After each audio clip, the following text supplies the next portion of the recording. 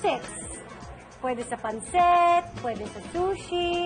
Marami siyang gamit, kaya yung mga chopsticks na nakikita ninyo sa inyong Chinese takeout, huwag niyong itapon dahil dito sa Iyan na Yan, gagawin natin siyang placemat.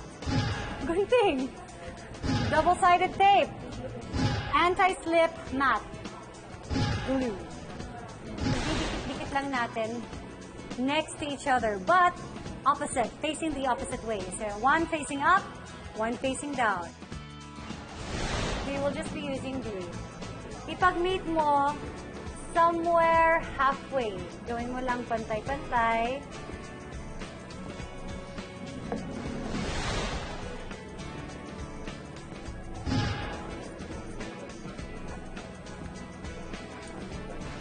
Bigyan mo lang ng time na mag-dry yung glue kasi mahirap siyang i-handle.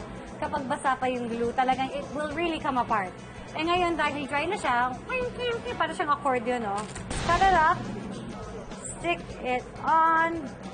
You have your chopstick placemat. Yan na yan! Would you like to have some tea, Rochelle? Nagulat ako. It's tea time. Diba? Dito talaga to? Chopsticks.